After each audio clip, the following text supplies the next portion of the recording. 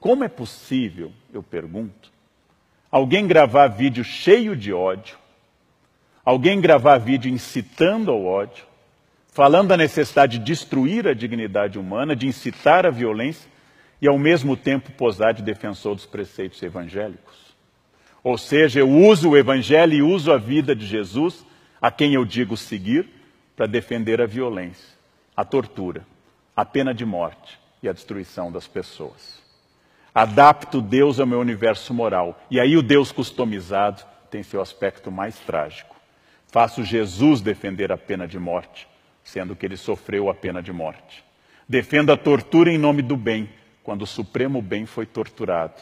E excluo pessoas que não mereceriam a misericórdia ou a compaixão, em nome do Deus da misericórdia e da compaixão. Será que essas pessoas, que eu estou chamando, entre aspas, homens de bem, leram o mesmo evangelho que eu li? É a eliminação da culpa provocada por alguns religiosos e por alguns discursos religiosos que torna esse tipo de religioso problemático, sem generalizar.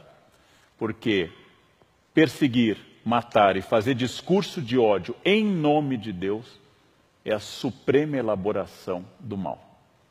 Porque eu torno o ódio uma virtude, a exclusão um mérito, e torno o combate ao outro um dever ditado por Deus. Um Deus, naturalmente, que não tem nada a ver com isso. Odiar o pecado e amar o pecador. Fórmula medieval complexa e muito interessante. Eu odeio que você seja um ladrão, porque roubar é errado, fere aos princípios básicos da sociabilidade. Eu odeio que você roube e vou fazer de tudo dentro da lei e dos direitos para que você pare de roubar, porque é errado roubar. Porém, eu não te odeio porque você é um ser humano. Eu odeio o ladrão, não simplesmente o ser humano que rouba. Preceito medieval que foge à nossa ideia de bandido bom é bandido morto. Porque bandido bom é bandido morto é uma frase do paganismo. É uma frase daqueles que não conheceram a Jesus. É frase de um romano sem batismo, de alguém que jamais teve contato com o evangelho e desenvolvia a ideia de que a justiça é a punição e a eliminação de quem eu considero desviante. O curioso não é a incoerência natural de todos nós, de mim, de qualquer pessoa, mas é afirmar a violência em nome de Jesus. Isso é o mais extraordinário. Sabe que o ódio e a violência são condenados de forma explícita e direta no Sermão da Montanha, núcleo duro do cristianismo. Que Jesus recriminou o impulso de Pedro, que ao cortar a orelha do soldado romano, Cristo restaurou essa orelha e anuncia ao apóstolo: aquele que usar a espada será punido pela espada. Aquele que empunhar a arma será castigado pela arma. Eu não vim trazer a espada, eu vim trazer a paz. Princípio magno do mestre, horas antes de ser torturado e morto. Pela natureza da encarnação de Jesus e de sua morte sob tortura, todo e qualquer cristão nasce com a obrigação de ser inimigo da tortura e da violência. Porque, afinal, Jesus foi torturado e condenado à morte, de forma injusta. Todo corpo humano faz parte do corpo de Cristo. Princípio teológico comungado por quase todas as expressões cristãs. Logo, qualquer tortura em um ser humano, independente da ação que ele tenha cometido, independente da sua orientação ideológica, é uma tortura no corpo de Cristo, que revive a cena daquele homem atado a uma coluna sendo chicoteado, coroado de espinhos e levando tabefes e cusparadas dos soldados.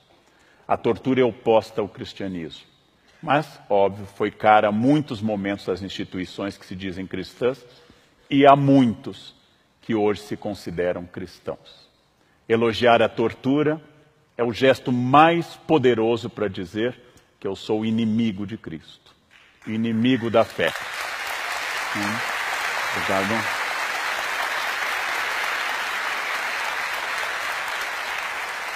Não que a Bíblia, especialmente o Novo Testamento, proíba qualquer tipo de punição, mas proíbe a destruição do humano.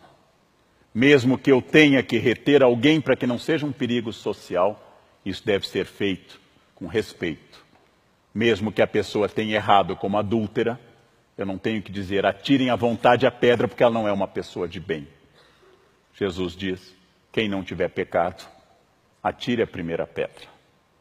Os homens de bem, entre aspas, porque naturalmente há homens de bem, há mulheres de bem, há pessoas de bem, de fato, mas eu vou usar essa expressão no sentido usual das redes sociais. Os homens de bem proclamam que os direitos humanos são para os humanos direitos. Frase contraditória, que eu ouvi várias vezes. Chamamos em filosofia isso oxímoro, contradição em termos. Ou seja, se são direitos humanos, pertencem a todos os humanos. Pertencem inclusive aos políticos. É tão radical essa frase, que nós devemos dizer que todo senador tem direitos humanos. Todo deputado, todo presidente tem direitos humanos, porque ele é inerente à espécie humana. Não há direitos humanos porque eu pago impostos. Não há direitos humanos porque eu, Leandro, trabalho 14 a 16 horas por dia. Eu não tenho nenhum direito a mais do que a pessoa que não trabalha. Todos temos direitos humanos. Todos. Absolutamente todos, porque, como diz a expressão, são humanos. Com isso, nós temos que pensar que esses achismos, esses truísmos, que entram em conflito aberto com a vida de Jesus, que afinal, se alguém se deu ao trabalho de ler os 4 evangelhos, a frase é absurda.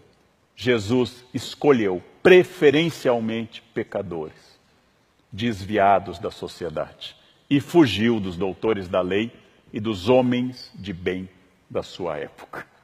Jesus procurou as pessoas excluídas, os publicanos, as prostitutas, a adúltera, e disse que viera para eles e não para os que não precisavam de salvação.